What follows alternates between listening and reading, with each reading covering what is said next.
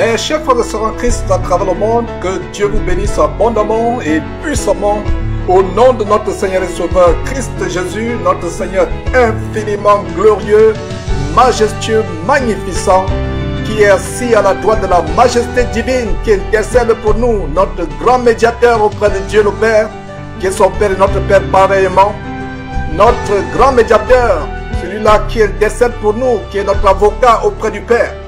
C'est par lui que je vous souhaite la bienvenue, mes frères et sœurs, à cette série que nous poursuivons sur cette trompette qui porte son nom, Jésus-Christ TV.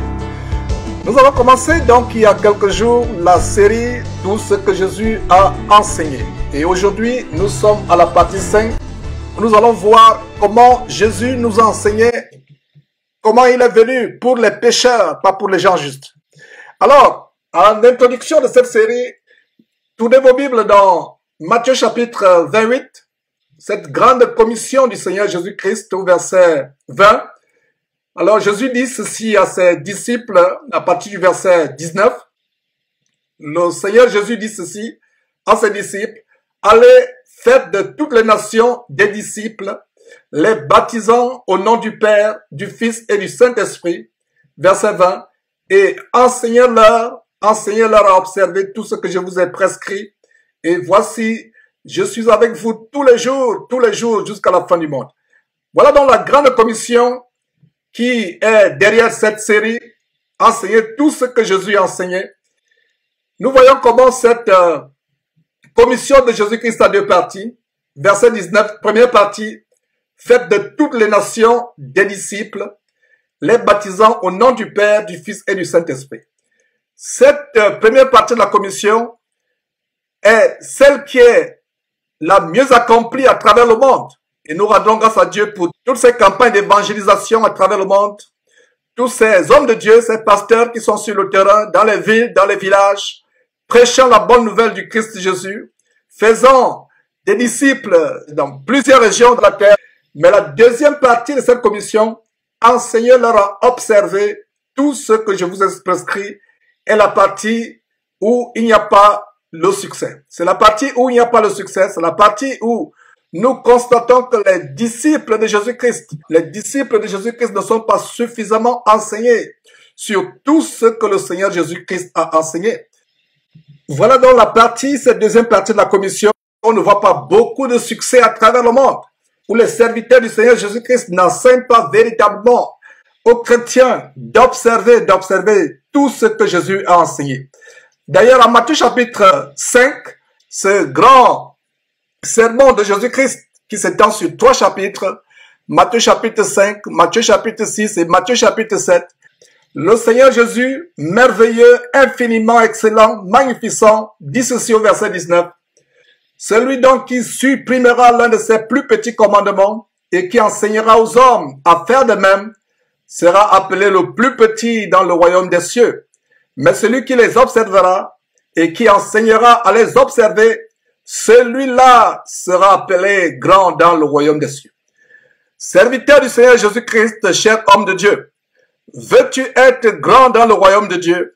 Alors à partir d'aujourd'hui, mets en pratique ce grand commandement du Seigneur Jésus-Christ, à savoir, observez d'abord toi-même ce que le Seigneur Jésus a enseigné, tout ce qu'il a enseigné, et ensuite enseigne aux autres à les observer.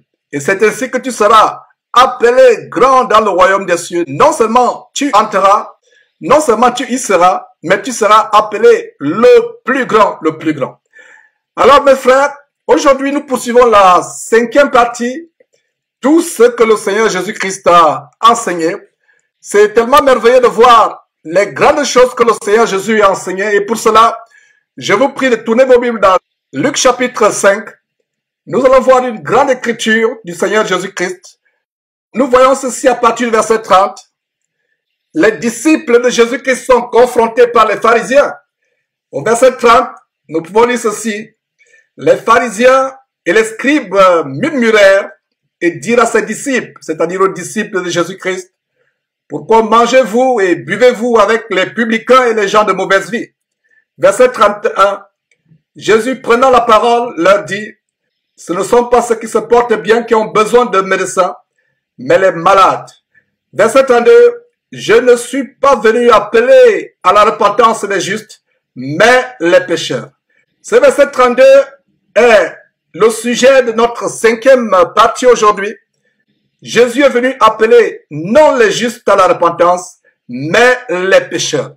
La repentance des pécheurs. Et d'ailleurs, on aura une partie spécifique sur comment produire les fruits dignes de la repentance, comment se repentir véritablement. Mais aujourd'hui, nous voyons que Jésus appelle les pécheurs à lui. Jésus appelle les pécheurs. Et qu'est-ce qu'il dit? Verset 31, ce ne sont pas ceux qui se portent bien qui ont besoin de médecins, mais les malades. Regarde le verset 32. Je ne suis pas venu appeler à la repentance les justes, mais les pécheurs. Ce sont les pécheurs que Jésus est venu appeler à la repentance.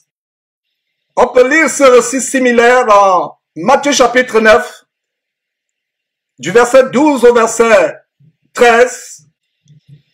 Nous voyons les mêmes critiques que les pharisiens adressent aux disciples du Seigneur Jésus-Christ. Verset 11, les pharisiens virent cela. Ils virent comment Jésus et ses disciples étaient à table avec les hommes de mauvaise vie. Alors, ils critiquent le Seigneur Jésus-Christ, verset 11, en disant ceci. On peut lire, les pharisiens virent cela et ils dirent à ses disciples, c'est-à-dire les disciples de Jésus-Christ, pourquoi votre maître mange-t-il avec les publicains et les gens de mauvaise vie?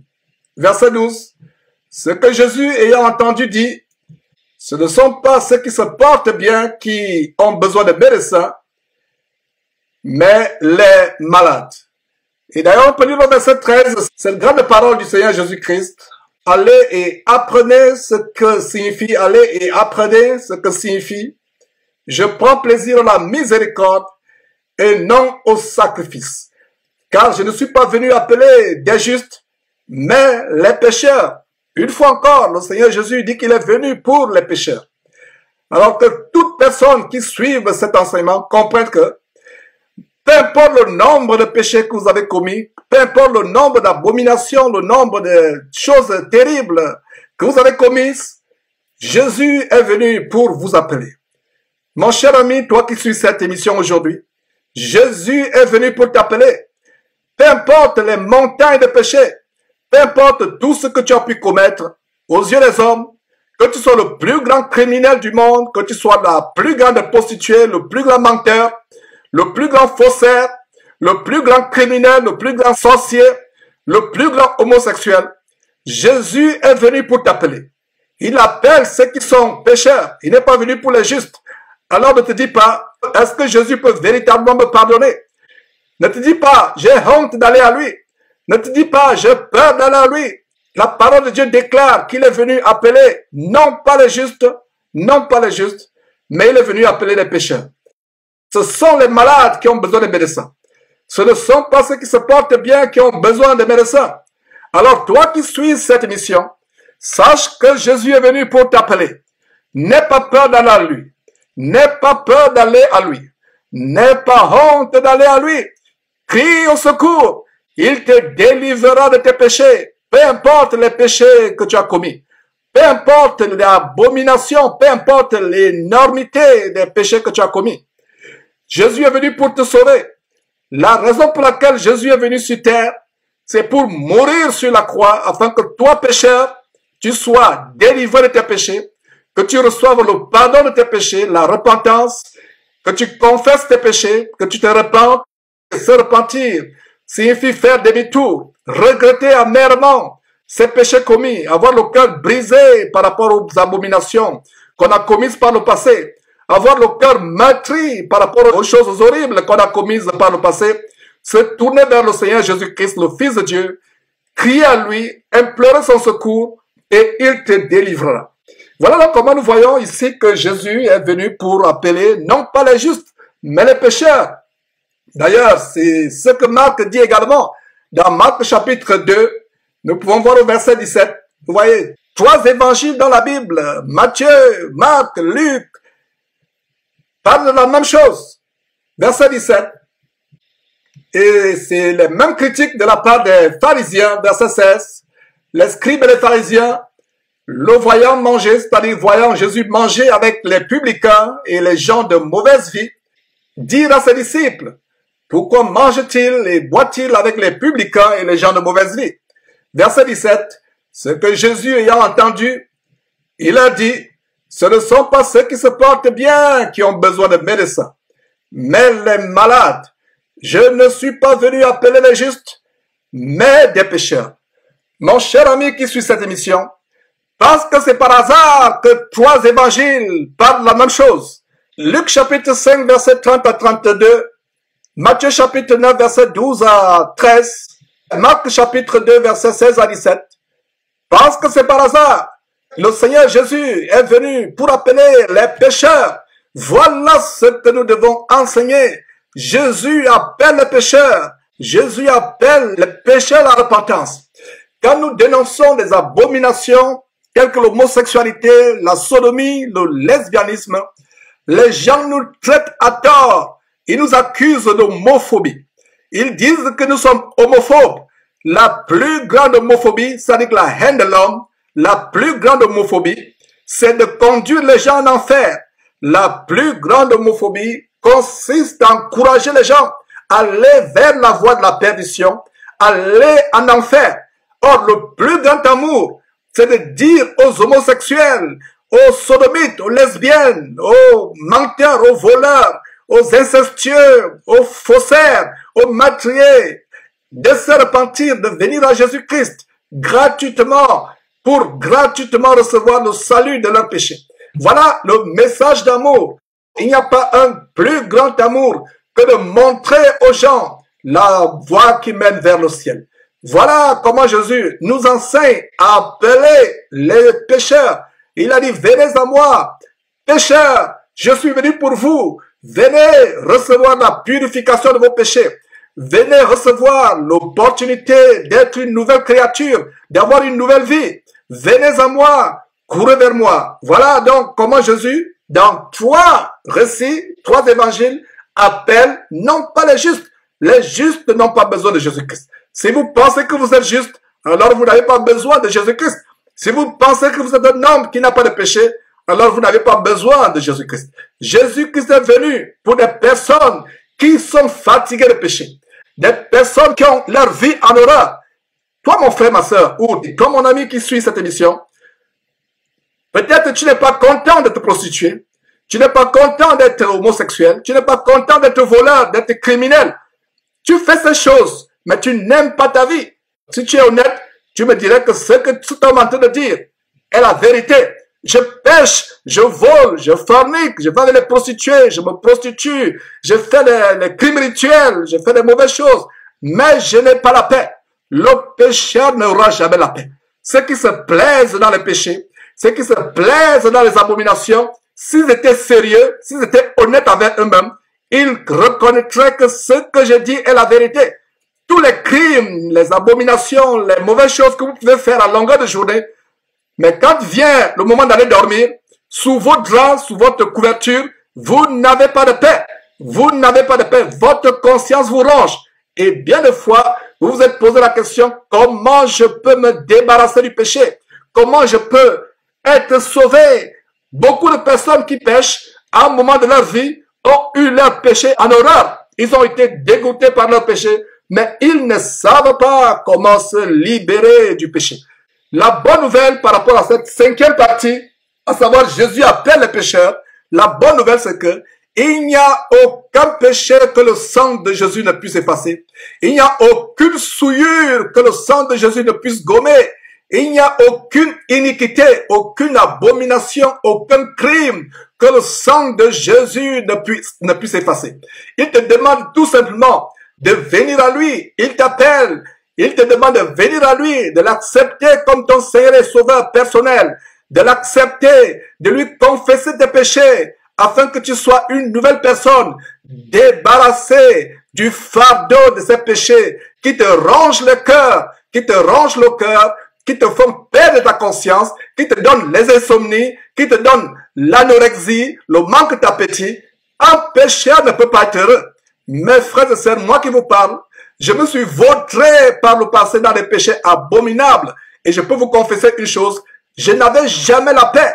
Jamais, en même temps que je me plaisais dans ces péchés, en fin de journée, J'étais un homme triste. J'étais un homme qui était abattu, terrassé par les remords. Les remords. Peut-être toi qui me suis, tu as les mêmes remords dans ton cœur par rapport aux choses que tu as faites, les sacrifices humains, les avortements, les crimes rituels, le mensonge, la fraude, la fausseté, l'homosexualité, le commérage, la jalousie, l'envie et le manque de pardon.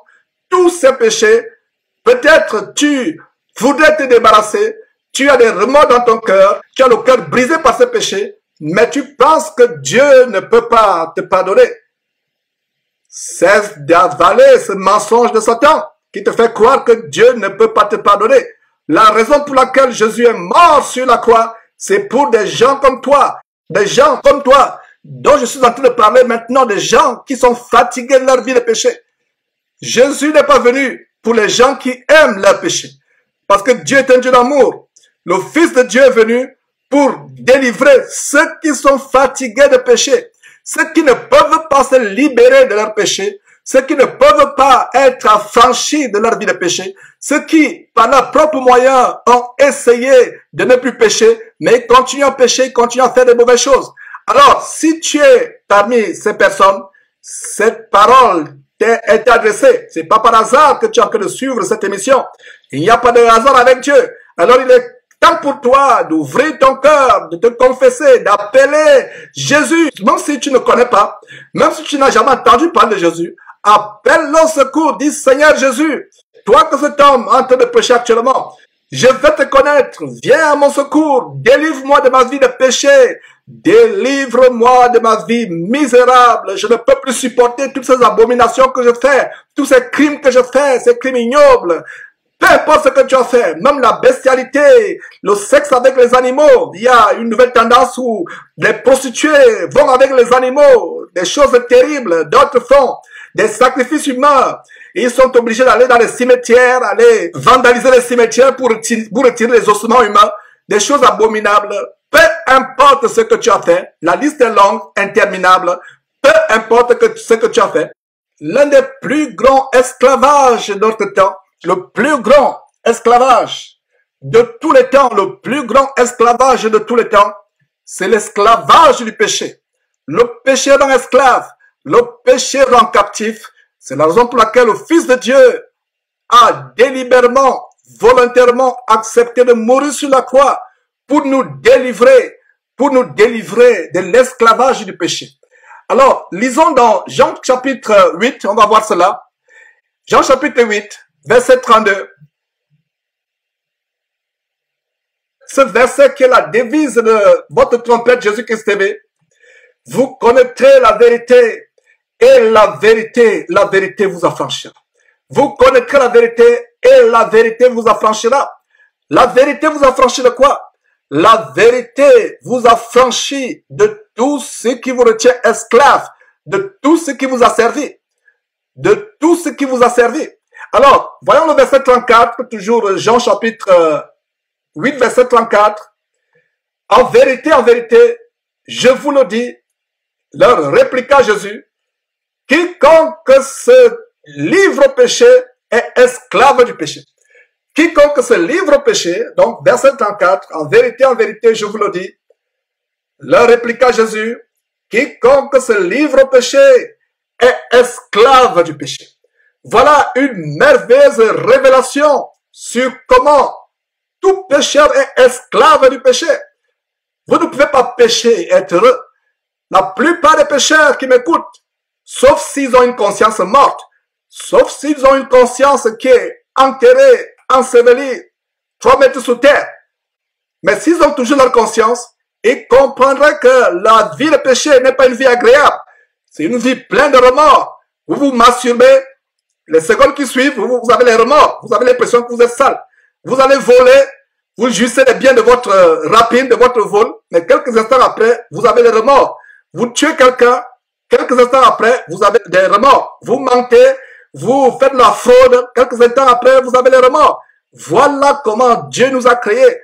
La nature humaine a pour censeur, a pour juge notre conscience. À moins que vous ayez une conscience morte, Vous ne pouvez pas pécher sans avoir les remords.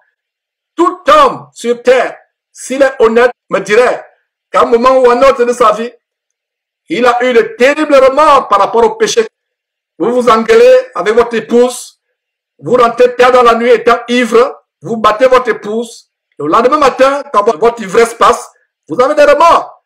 La liste est longue, mes frères et sœurs. Alors, l'esclavage du péché est une réalité. Le Seigneur Jésus est venu pour nous délivrer de l'esclavage du péché. Une fois encore, verset 34, Jean chapitre 8, verset 34. En vérité, je vous le dis, leur répliqua Jésus, quiconque se livre au péché est esclave. Voyons quelques versets qui montrent comment le péché a servi, comment le péché rend esclave. Vous voyez Proverbes chapitre 5, verset 22. Le méchant est pris dans ses propres iniquités. Il est saisi par les liens de son péché. Les liens ou esclavage ou asservissement. Le péché a un lien. Et Jésus-Christ est venu pour briser le lien du péché. C'est pour cela qu'il est venu appeler non pas le juste, mais le pécheur. Veux-tu continuer à être celui-là qui est enchaîné dans les menottes du péché? Veux-tu continuer à être celle-là qui est attachée, amarrée dans les menottes, dans les filets du péché?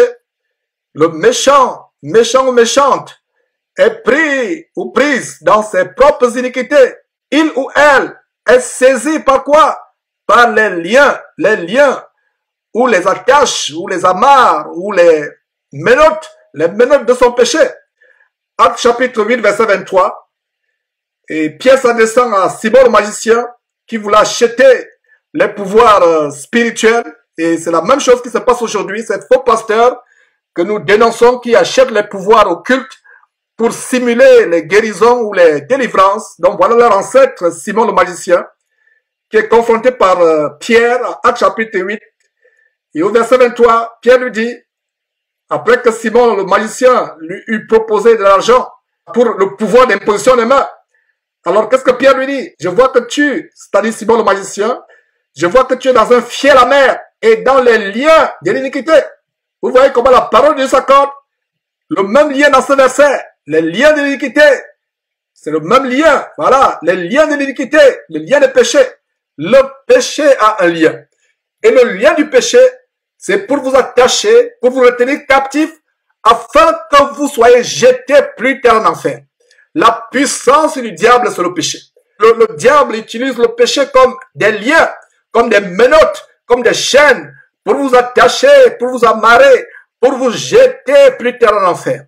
Donc, tant que tu es vivant, fais tout ce qui est dans ton possible de rechercher le salut, de crier à Dieu, de pleurer, d'avoir le cœur brisé par rapport à tes péchés.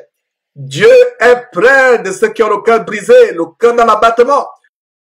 Proverbe chapitre 28, verset 13 dit, celui qui cache ses transgressions ne prospère point, mais celui qui les avoue ou les confesse à Dieu, il obtient la miséricorde, c'est-à-dire le pardon du péché. Le péché est la puissance de Satan. Le péché, ce sont les menottes, les chaînes de Satan pour nous lier, pour nous attacher, afin qu'on soit jeté en enfer plus tard. Romains chapitre 6, et vous avez une série de versets, verset 6, verset 12, verset 16, verset 19 et verset 20. Mais lisons tout simplement le premier verset. Et l'apôtre Paul dit ceci, écrivant aux Romains, sachant que notre vieil homme a été crucifié avec lui, afin que le corps du péché fût détruit, pour que nous ne soyons plus esclaves du péché. Voilà l'esclavage dont je vous parle. Il y a un esclavage, le plus grand esclavage depuis l'histoire de l'humanité, depuis Adam et Ève au jardin d'Éden, c'est l'esclavage du péché. La Bible parle soit des liens, soit de l'asservissement, soit de l'esclavage du péché. Alors, qu'est-ce que Jésus a fait sur la croix? Il nous a délivrés sur la croix et nous devons nous aussi aller sur la croix de Jésus-Christ avec lui afin de crucifier notre vieil homme, c'est-à-dire notre nature pécheresse. Et une fois que notre nature pécheresse est crucifiée sur la croix de Jésus-Christ, notre corps du péché est détruit. Et ainsi, comme vous voyez, la conclusion de ce merveilleux verset, nous ne sommes plus esclaves du péché. Quel merveilleux verset. Romains chapitre 7, verset 14 et verset 25. Lisez ce verset vous-même. Je vous donne tout simplement quelques détails pour titiller votre appétit pour la lecture biblique. Romains chapitre 7, lisez tout le chapitre ailleurs. Comment l'apôtre Paul exprime la lutte de l'homme charnel avec le péché. Comment l'homme charnel a du mal à se débarrasser du péché. Et à la fin de ce chapitre, il s'exclame: grâce au rendu à Jésus-Christ qui m'a délivré de ce corps de péché, de ce corps mort, de ce corps de péché. Alors, qu'est-ce que nous disons? Nous savons en effet que la loi est spirituelle, mais moi, c'est-à-dire Paul, non seulement Paul, tout être humain sur terre, nous savons en effet, je relis, nous savons en effet que la loi est spirituelle, mais moi, je suis charnel, vendu au péché. Et qui nous a vendu au péché? C'est le diable depuis le jardin d'Éden, depuis Adam et Ève.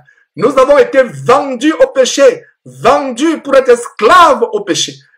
Grâce soit rendue à Dieu, grâce soit infiniment rendue à Dieu de ce qu'il a envoyé son merveilleux Fils Jésus-Christ, afin que nous soyons rachetés de l'esclavage du péché dans lequel nous avons été vendus. Nous avons été vendus. La plus grande vente d'esclaves, le plus grand trafic d'esclaves dans l'histoire de l'humanité, c'est le trafic de notre corps qui a été vendu au péché. C'est le trafic des hommes qui ont été vendus au péché. Voilà le plus grand trafic d'esclaves depuis l'histoire de l'humanité. Nous sommes vendus au péché. L'apôtre Paul dit, Romains chapitre 7, verset 14, nous savons en effet que la loi est spirituelle, mais moi, Paul, que ce soit Paul ou tout être humain, nous sommes charnels, nous sommes vendus en esclavage au péché. Nous sommes esclaves du péché. Titre chapitre 3, verset 3, car nous aussi, nous étions autrefois insensés, désobéissants, égarés, asservis à toute espèce de convoitise et de volupté, vivant dans la méchanceté et dans l'envie, dit d'être haïs et nous haïssant les uns les autres. Peut-être toi, mon ami, qui me suis actuellement, peut-être c'est ton cas. C'est ton cas, égaré, désobéissant à Dieu, insensé, asservi. Voilà le mot qui traduit l'esclavage, ou le lien, ou le fait d'être vendu au péché. L'asservissement est synonyme d'esclavage. Donc, asservi à toute espèce de convoitise. Tu passes le temps à te masturber, tu passes le temps à mentir, à voler, à tuer, à avorter, à commettre l'adultère, à aller avec les femmes d'autrui, à aller avec les hommes d'autrui. Tu passes le temps à voler, à mentir. Tu as pris à plusieurs fois la résolution de ne plus le faire. Tu as pris la résolution de ne plus le faire. Tu as eu à plusieurs reprises la détermination de sortir de ce péché. Mais à chaque fois que tu as pris cette résolution, tu es retombé. Voilà l'explication. L'explication en titre chapitre 3, verset 3. L'être humain est vendu au péché depuis Adam et Ève. Tu ne peux pas te libérer du péché par toi-même. Asservi à toute espèce de convoitise et de volupté, vivant dans la méchanceté et dans l'envie, dit d'être haïs et nous haïssons les uns les autres. Voilà comment l'être humain, l'humanité tout entière depuis Adam et Ève est asservie, esclave, vendu au péché, à toute espèce de convoitise, de volupté, de méchanceté, de crime, d'envie, d'abomination. Mais grâce soit rendue à Dieu, de ce que par son Fils Jésus-Christ, nous pouvons être totalement affranchis du péché, comme on a vu sur la base de Jean chapitre 8. Vous connaîtrez la vérité vous affranchira. Et si Jésus-Christ vous affranchit, vous serez véritablement affranchis. Lisons un dernier verset avant de poursuivre. 2 Pierre chapitre 2 verset 19. Ils, c'est-à-dire les faux prophètes ou les faux pasteurs, ils leur promettent la liberté quand ils sont eux-mêmes esclaves de la corruption, car chacun est esclave de ce qui a triomphé de lui. Voilà une merveilleuse définition de l'esclavage. Nous sommes esclaves de ce qui a triomphé de nous. Si tu ne peux pas te libérer de l'homosexualité, du lesbianisme, du mensonge, du vol, de la colère, de l'envie, de la jalousie, de l'animosité, tu ne peux pas te libérer de ces choses. Tu es esclave de ces choses, la gloutonnerie, l'ivrognerie. Voilà un bon verset. Vous êtes esclave de ce qui a triomphé de vous. Jésus-Christ a triomphé du péché sur la croix. Il a lui-même porté le même corps de péché que nous avions. Le même corps. Il est venu sur terre. Il a eu le même corps que vous et moi avons. Le même corps de péché, la même chair de péché. La Bible dit qu'il a été tenté en toutes choses sans commettre le péché. Il a fallu qu'il naisse comme un homme, vienne sur terre. Lui, le Fils de Dieu, il a quitté sa gloire céleste, de Fils de Dieu, auprès de Dieu dans les lieux célestes. Il est venu naître dans une chair, grandir, être un homme comme vous et moi, homme confronté à toutes sortes de tentations, à toutes sortes de passions qui faisaient la guerre dans sa chair. Il a expérimenté ces choses et il est mort sur la croix. Et sa mort sur la croix et sa résurrection d'entre les morts est le triomphe du péché, est la victoire sur le péché. Alors, nous devons aller à Jésus-Christ. Ce n'est pas par Bouddha que vous pourrez avoir la délivrance du péché. Ce n'est pas par Mahomet, ce n'est pas par Krishna que vous pourrez avoir la délivrance du péché. Ce n'est pas par votre prêtre vaudou que vous aurez la délivrance du péché. Il y a un seul homme depuis l'histoire de l'humanité, un seul homme qui est mort sur la croix pour les péchés de l'humanité, c'est Jésus-Christ. Il y a donc Jésus-Christ qui peut te délivrer du péché.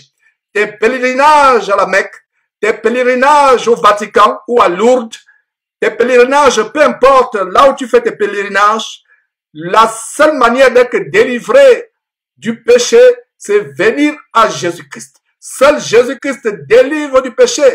La Vierge Marie n'est pas morte pour toi. Bouddha n'est pas mort pour toi. Mahomet n'est pas mort pour toi. Krishna n'est pas mort pour toi. Seul Jésus est mort sur la croix pour que tu sois délivré du péché. Pour que tu sois délivré de l'asservissement, de toute espèce de méchanceté, de convoitise, de volupté.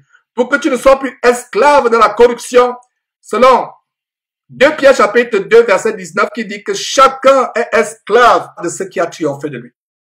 Voyons une merveilleuse révélation dans le récit de la naissance de Jésus en Matthieu chapitre 1. Lisons à partir du verset 18. Voici de quelle manière arriva la naissance de Jésus-Christ. Marie, sa mère, ayant été fiancée à Joseph, se trouva enceinte par la vertu du Saint-Esprit avant qu'ils eussent habité ensemble. Notez très bien que Joseph et Marie, ils étaient fiancés mais n'habitaient pas encore ensemble. Et aujourd'hui, nous voyons des fiancés qui habitent ensemble, qui font le sexe ensemble. Cela est une abomination aux yeux de Dieu, donc on doit se repentir. Il n'y a pas le sexe avant le mariage. Le sexe, c'est à partir du jour où véritablement vous êtes mariés. Donc, si vous êtes fiancé et entretenez des rapports sexuels avec votre fiancé avant de vous marier, vous devez vous repentir de cela. La tendance aujourd'hui, c'est d'être des concubins, d'habiter sous un même toit avant qu'on soit marié, faire du sexe ensemble avant qu'on soit marié, partager une même maison, une même chambre avant qu'on soit marié. Cela n'est pas bienséant aux yeux de Dieu, donc c'est juste une parenthèse que je voulais ouvrir. Voilà comment Joseph et Marie n'habitaient pas ensemble pendant qu'ils étaient des fiancés. Et Marie était vierge, n'avait pas connu d'homme. Donc, c'est logique que Joseph et Marie n'avaient pas de rapport intime avant le mariage. Verset 19. Joseph, verset 19, Joseph, son époux, qui était un homme de bien et qui ne voulait pas la diffamer, se proposa de rompre secrètement avec elle. Et nous voyons au verset 20 quelque chose de merveilleux qui va arriver. Verset 20, comme il y pensait, voici un ange du Seigneur lui apparut en songe et dit, Joseph, fils de David, ne crains pas de prendre avec toi Marie, ta femme, car l'enfant qu'elle a conçu vient du Saint-Esprit. Verset 21, et c'est là où je voulais vous amener pour vous montrer cette grande révélation. Verset 21, elle enfantera un fils, et tu, toi Joseph, lui donneras le nom de Jésus. C'est lui qui sauvera son peuple de ses péchés. C'est lui qui sauvera son peuple de ses péchés. Donc nous avons une grande révélation ici, à savoir que c'est Jésus qui devait sauver son peuple de son péché. Mais avant cela, il y a une toute petite révélation, à savoir que c'est Joseph qui devait donner le nom de Jésus. Joseph le Père. C'est au Père que devait incomber la responsabilité de donner le nom de Jésus. Voilà le nom que l'ange lui révèle. Jésus, C'est lui qui sauvera son peuple de ses péchés. Donc, le nom de Jésus signifie le salut du péché. Voilà le grand message de l'ange à Joseph. Et en même temps que c'est le grand message de l'ange à Joseph, c'est la première promesse de la nouvelle alliance. Nous avons fait une émission sur la distinction, la comparaison entre l'ancienne alliance, c'est-à-dire l'Ancien Testament, et la nouvelle alliance, le Nouveau Testament. On a vu plus exactement comment les chrétiens de la nouvelle alliance, du Nouveau Testament, étaient différents des croyants de l'Ancien Testament sur 20 points, Je vous recommande vivement d'aller suivre cette émission. Donc, la plus grande nouvelle, c'est que Jésus devait sauver son peuple du péché. Devait sauver son peuple du péché.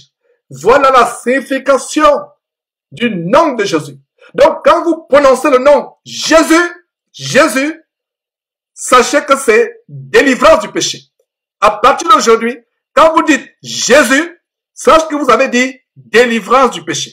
Voilà la grande révélation autour du nom de Jésus. Lisons encore très bien, mes frères et sœurs, ce verset 21. Elle enfantera, et c'est le message de l'ange à Joseph, elle, Marie, la femme de Joseph, enfantera un fils, et tu lui donneras le nom de Jésus. C'est lui qui sauvera son peuple de ses péchés. Donc, dans le nom de Jésus, il y a salut du péché. Dans le nom de Jésus, il y a délivrance de l'esclavage du péché. Dans le nom de Jésus, il y a affranchissement de l'asservissement du péché. Le nom de Jésus signifie délivrer du péché. Le nom de Jésus signifie salut du péché. Voilà la plus grande promesse du Nouveau Testament, de la Nouvelle Alliance. Non seulement la plus grande promesse, mais la toute première promesse du Nouveau Testament dans le premier chapitre du premier livre du Nouveau Testament qui est Matthieu. La toute première promesse en Matthieu chapitre 1, le tout premier chapitre, le tout premier livre du Nouveau Testament, de la Nouvelle Alliance, Matthieu, nous révèle la première promesse, à savoir que le nom de Jésus, c'est le nom par lequel nous devions être sauvés de nos péchés. Voilà la signification du nom de Jésus. Donc, mon frère, ma soeur, cher ami qui suit cette émission, à partir d'aujourd'hui, quand tu entends Jésus, sache que c'est la délivrance du péché. Quand tu entends Jésus-Christ, Jésus-Christ, c'est la délivrance du péché. Voilà ce mot. Ce mot est mal compris. Ce nom est mal compris aujourd'hui. Voilà la révélation de la signification du nom de Jésus. Le nom de Jésus signifie sauver du péché. Donc, si tu continues à prononcer ce nom, en vivant dans le péché, en pratiquant le péché, en te délectant dans le péché, tu n'es même pas digne en tant que chrétien de prononcer le nom de Jésus. Jésus signifie délivrer du péché, sauver du péché. Dans le nom du Seigneur Jésus-Christ, nous avons la délivrance du péché. Dès que vous entendez Jésus-Christ, Jésus, c'est la délivrance du péché, c'est le salut du péché. C'est ainsi que Paul dit en Timothée chapitre 2, verset 19. 2 Timothée chapitre 2, verset 19, à la fin du verset. Quiconque prononce le nom du Seigneur, qu'il s'éloigne de l'iniquité au péché. Vous ne pouvez pas vous vautrer dans l'iniquité, dans le péché, et continuer à prononcer, sortir de votre bouche le nom de Jésus. Quand vous dites Jésus-Christ, vous devez sortir de l'iniquité. C'est pour les gens, le nom Jésus, c'est pour ceux qui sont sauvés de la pratique du péché.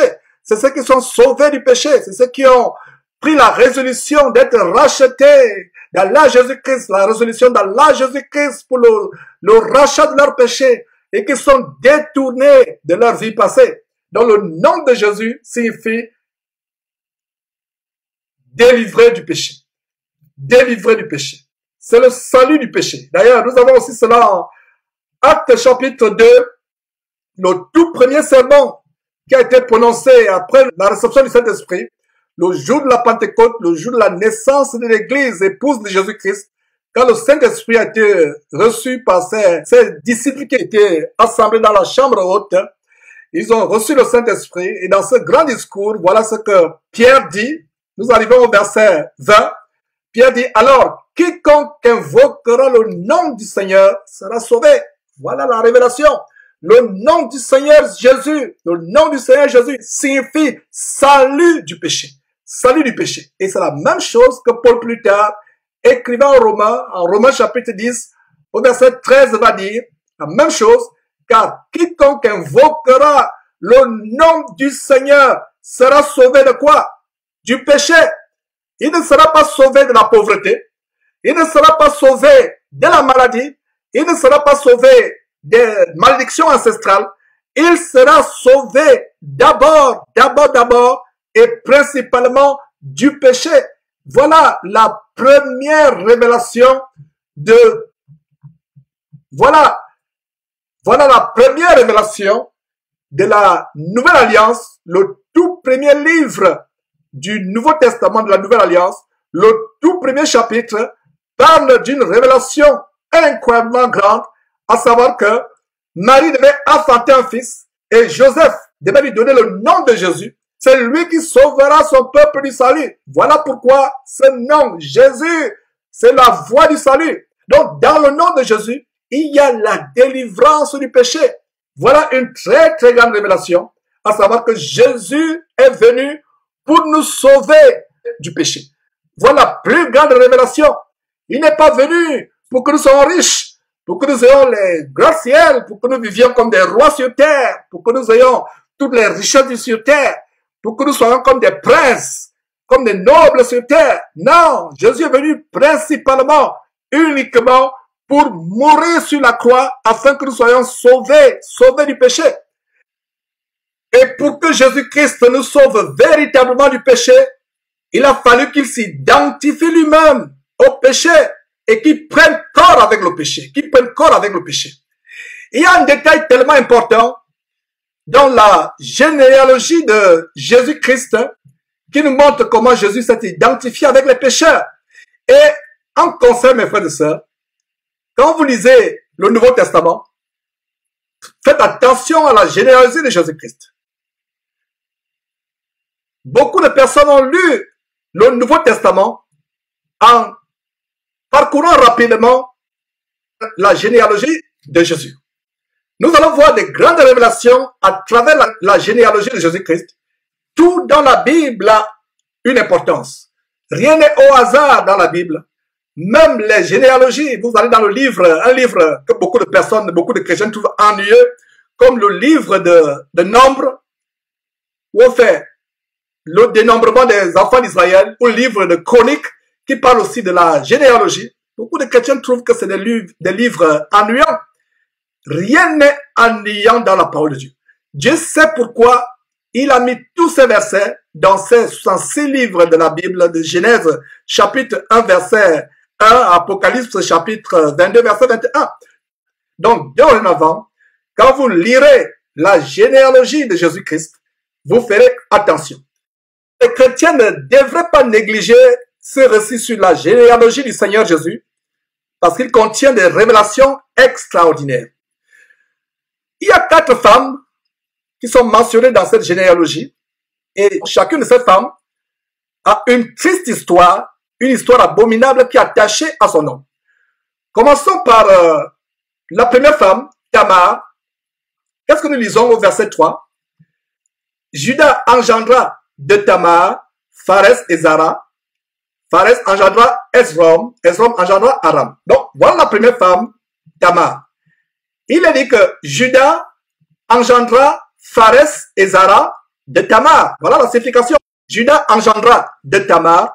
Il engendra de Tamar qui? Il engendra de Tamar 2 enfants, Pharès et Zara. Mes frères et sœurs, Tamar était la belle-fille de Judas. Judas qui était l'un des 12 fils de Jacob. Après la mort des fils de Judas, Tamar s'est déguisée à une prostituée et a fait tomber son beau-père Judas dans le piège de l'inceste. Et Satan vous tendra les pièges en fonction de vos plaisirs, de vos désirs. Le diable a vu que Judas avait un goût prononcé pour la prostitution, pour la fréquentation des prostituées. Voilà comment Tamar, qui n'avait pas pu avoir de descendance des fils de Judas, va se déguiser en prostituée pour tendre un piège à Judas. Et Judas va tomber dans ce piège, le piège de l'inceste. Vous pouvez aller lire cette histoire horrible, terrible histoire, en Genèse chapitre 38, tout le chapitre, lisez tout le chapitre pour apprendre davantage sur cette histoire abominable. Donc, de cette relation incestueuse, est né Pérez qui est l'ancêtre de Jésus dans la chair. L'inceste signifie le fait d'avoir des rapports sexuels avec une personne avec qui on a des liens familiaux. Exemple, mère et fils, frère et sœur, beau-père et belle-fille, etc. Donc, voilà comment un ancêtre de Jésus dans la chair est né d'un acte incestueux. Imaginez-vous Dieu depuis les cieux, voyant cet enfant Pérez qui naît d'une relation incestueuse, mais décide que c'est par cette lignée qu'il enverrait son fils Jésus-Christ sur terre. Incroyable, incroyable. Combien parmi vous serez heureux si vous appreniez que votre grand-père ou votre ancêtre avait commis l'inceste et que c'est par cet inceste que vous êtes issus selon votre lignée? Imaginez qu'on écrit votre biographie et le premier chapitre et la première ligne de votre biographie mentionne que vous êtes né d'une relation incestueuse. Allez-vous en être fiers? Cependant, c'est de cette lignée que Jésus a accepté de venir sur terre afin de s'identifier aux pécheurs que vous et moi nous sommes. Voilà mes frères et sœurs, la grande révélation. Jésus s'est identifié aux pécheurs pour véritablement les sauver. Voilà la première femme mentionnée, mes frères et sœurs, dans cette généalogie. Comme je vous ai dit, ne négligez plus les récits bibliques sur la généalogie, surtout quand il s'agit de la généalogie du Seigneur Jésus-Christ. Donc voilà la première femme, Tamar, au verset 3, qui a une terrible histoire attachée à son nom. Bon, la seconde femme, nous sommes là au verset 5. Salmon, rien à voir avec le roi Salomon. Salmon engendra Boaz de Rahab. Voilà la deuxième femme, Rahab. Rahab était la prostituée de Jéricho qui traitait avec bienveillance les espions envoyés par Josué et elle les fit partir par un chemin inconnu à ceux qui les recherchaient. Vous pouvez lire cette histoire en Josué chapitre 2 et chapitre 6. C'est Rahab qui n'était même pas une juive, mais une païenne, devint plus tard la femme de Salmon et la mère de Boaz, l'homme riche qui épousa Ruth. Seriez-vous dans la joie si vous appreniez que votre grand-mère ou votre aïeul était une prostituée notoire? C'est pourtant le cas de Rahab. La Bible parle de Rahab, la prostituée célèbre de Jéricho. Elle était une prostituée célèbre à Jéricho. Mais c'est de cette lignée que Jésus a accepté de venir. Imaginez-vous Dieu depuis le ciel, avant d'envoyer Josué et son armée aller prendre possession de Jéricho. Dieu depuis le ciel, voyant le commerce sexuel auquel se livrait Rahab. Mais pourtant, c'est cette Rahab que Dieu choisit pour être l'ancêtre dans la chair de notre Seigneur Jésus-Christ. Pensez-vous que c'est par pur hasard que Dieu ait choisi que son fils vienne sur terre par une telle lignée? Dieu voyait très bien comment elle se livrait au commerce sexuel, Dieu voyait toutes ces abominations qu'elle commettait. Pensez que c'est par pure coïncidence que Dieu a choisi que son fils vienne sur terre par cette lignée et que son fils lui-même a accepté de venir par une lignée aussi abominable. La révélation derrière cette généalogie, c'est que Dieu voulait que son fils Jésus-Christ s'identifie véritablement 100% aux pécheurs afin de mieux les délivrer sur la croix. Voyons la troisième femme, toujours au verset 5, la troisième femme, Ruth. Ruth était une femme moabite. Et Ruth ne serait jamais née si Lot n'avait pas commis l'inceste avec l'une de ses deux filles vierges avec qui il avait échappé la destruction de Sodome et de Gomorrhe. L'enfant qui est issu de cette autre relation incestueuse s'appelle Moab. Et c'est lui le père des Moabites. Et Ruth est de cette lignée. Ruth était une Moabite, donc descendante de Moab. Et Moab, c'est l'enfant issu de la relation incestueuse entre Lot et l'une de ses deux filles vierges. Pensez-vous que Dieu depuis les cieux ne voyait pas comment la fille de Lot a rendu Lot ivre afin de coucher avec lui? Voilà une autre lignée abominable par laquelle Dieu a choisi de faire venir son fils Jésus sur terre. Mes frères et sœurs, réfléchissez sérieusement sur ces détails choquants. Pourquoi le nom de ces trois femmes est mentionné ici? Tamar, Rahab, Ruth. Pourquoi leur nom est mentionné? Pourquoi Dieu a choisi de telles lignées abominables? Voyons la quatrième femme. Là, nous sommes au verset 6. Le verset 6 dit, Obed engendra Isaïe, Isaïe engendra David, le roi David engendra Salomon de la femme d'Uri. C'est la femme avec laquelle le roi David avait commis un terrible adultère. Ensuite de quoi, il fit tuer le mari en guerre. C'est pour cela que chaque fois que la Bible mentionne cette femme, Bathsheba, la Bible ne parle pas de la femme de David, plus tard elle est devenue la femme de David, mais cette femme est demeurée aux yeux de Dieu, une femme adultérine. Chaque fois que la Bible mentionne Bathsheba, la Bible ne mentionne pas cette femme comme étant la femme du roi David, parce qu'aux yeux de Dieu, cela a toujours été une relation adultérine. C'était l'adultère aux yeux de Dieu. Bathsheba, selon Dieu, même après la mort d'Uri, est demeurée la femme d'Uri. Pourquoi Dieu a choisi de telles lignées abominables? La réponse est la suivante. C'est pour nous montrer qu'il n'a pas envoyé son fils pour les justes, mais pour les pécheurs. Jésus est venu pour appeler les pécheurs à la repentance.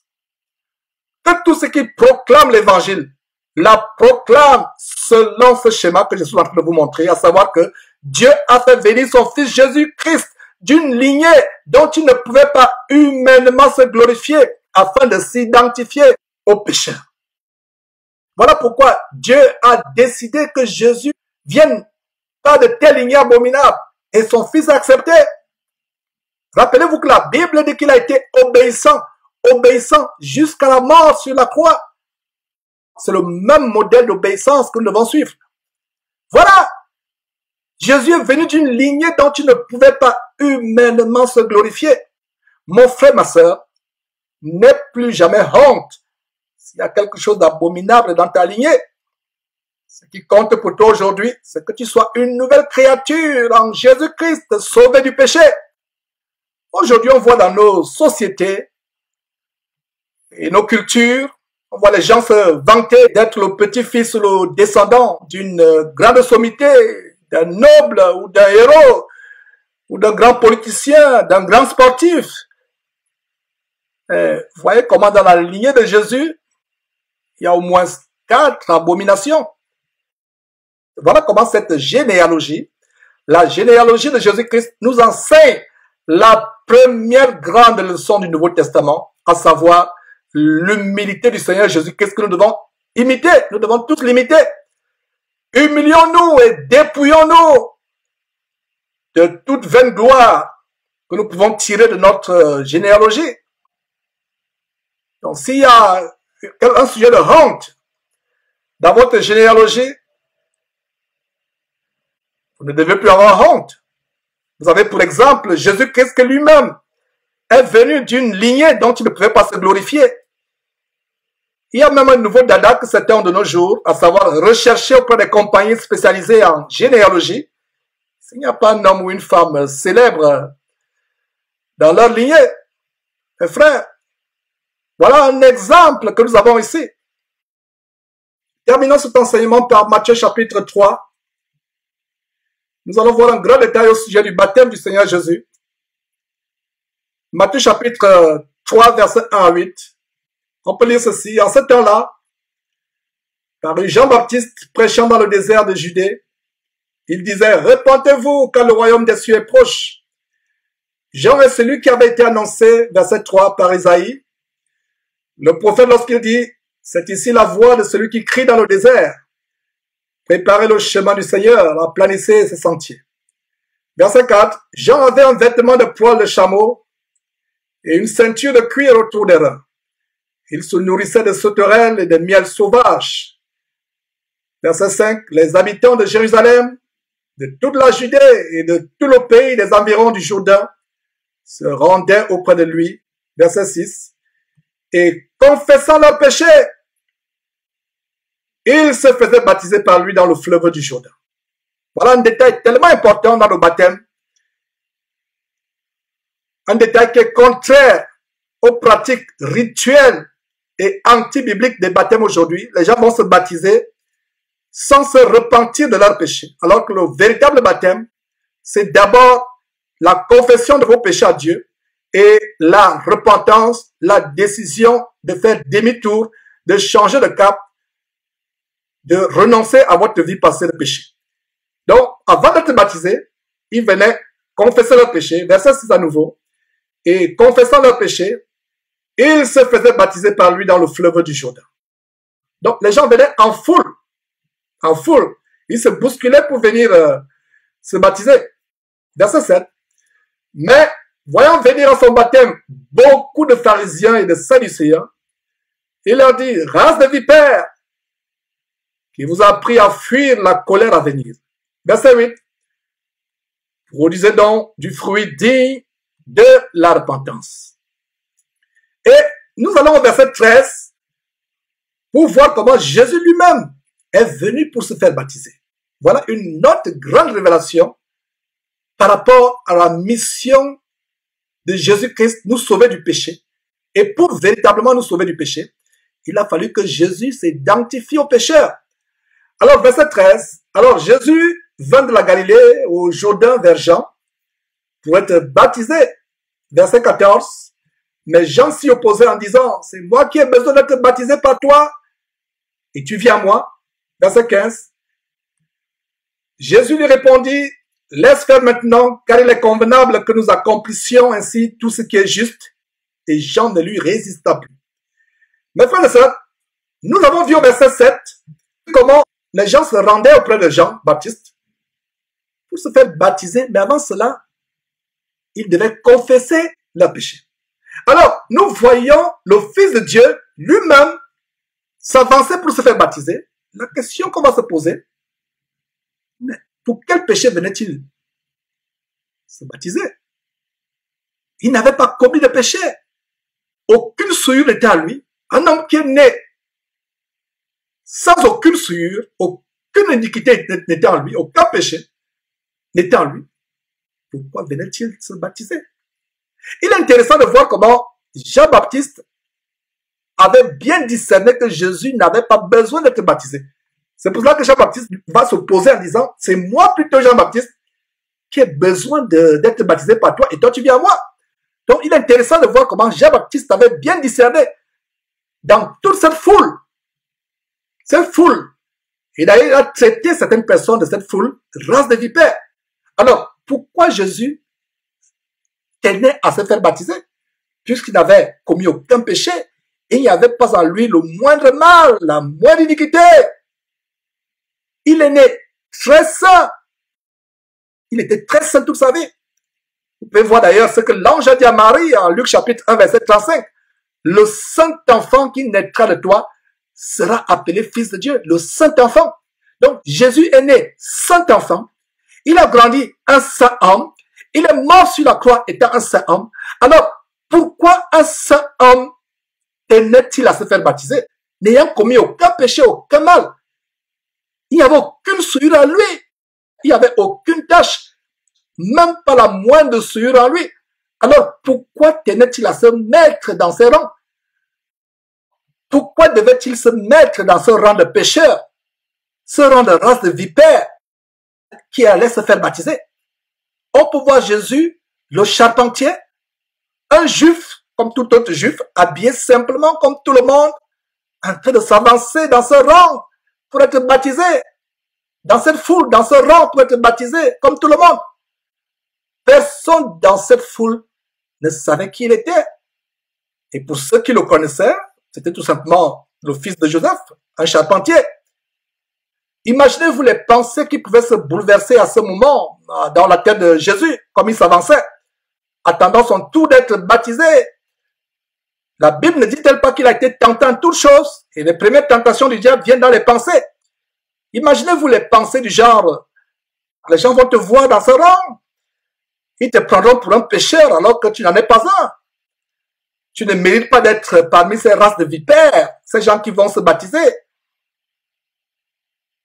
Beaucoup de personnes penseront que tu as aussi commis un péché secret, un péché grave pour lequel tu viens aussi te faire baptiser.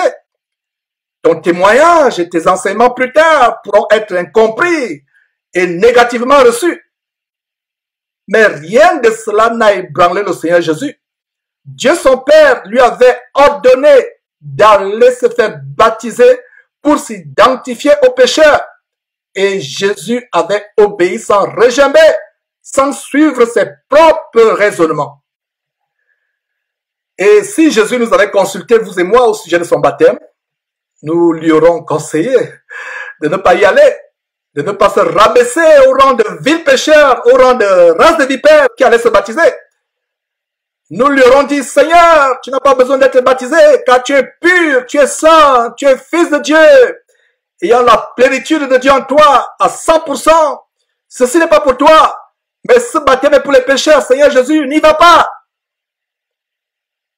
Mais son Père lui a commandé, va et identifie-toi. Assimile-toi au pécheur, même si tu n'es pas un pécheur. Va et tiens-toi publiquement au milieu de ces pécheurs et baptise-toi par Jean-Baptiste. Certains parmi nous sont tellement saints qu'ils ne pourraient pas s'identifier aux pécheurs. Ils ont oublié la boue puante de laquelle Dieu les a tirés. Quand vous voyez certains prédicateurs enseigner aujourd'hui, avec vanité, avec orgueil, ils enseignent comme s'ils n'ont jamais péché. Ils ne mentionnent même pas leur faute passée dans leur soi-disant sermon. Jésus-Christ est devenu, dans cette foule, identique aux pécheurs, même s'il n'y avait absolument rien d'impur en lui. Or, aujourd'hui, parmi nous, ceux qui ont commencé à marcher dans la sanctification ont une haute opinion d'eux-mêmes, méprisant ceux qui bataillent encore avec les péchés. Mes frères et sœurs, vous m'êtes témoins de la virulence avec laquelle je dénonce les abominations, je dénonce les faux pasteurs et le péché. Mais laissez-moi vous dire, mes frères et sœurs, que nous devons avoir dans le privé beaucoup de compassion pour les pécheurs.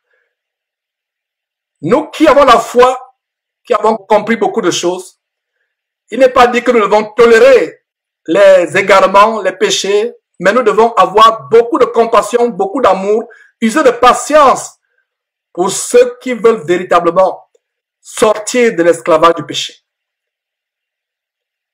Humilions-nous devant Dieu et reconnaissons que nous sommes aussi des pécheurs.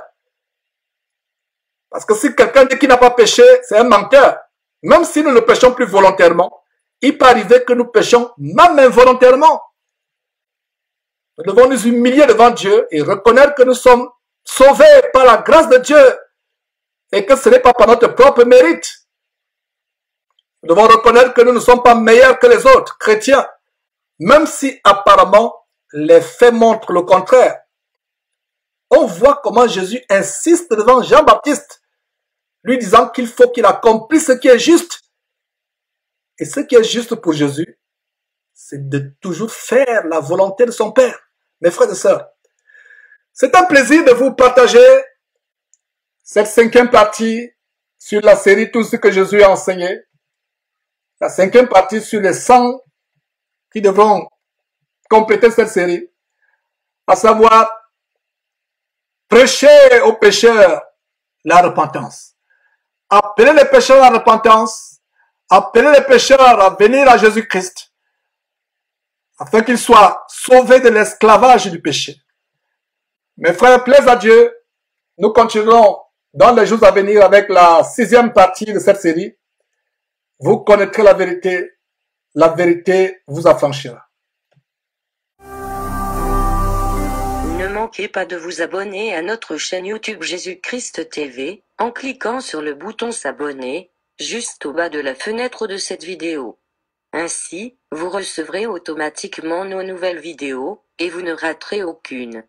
Vous connaîtrez la vérité et la vérité vous affranchira. Jean 8, 32.